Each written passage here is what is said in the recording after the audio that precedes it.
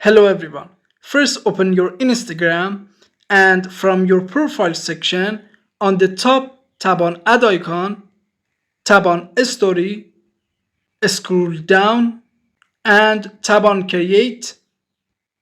On the top tap on sticker icon. From search or from this section find add yours music sticker and tap on it. For add music tap on plus icon. Find your music and tap on it and tap on done. Now, if you publish your story, your followers with add yours can add their own music to this sticker. After that, for publish, tap on your story and tap on share. I hope this video was useful for you. Please subscribe to our channel for more videos. Thanks for watching.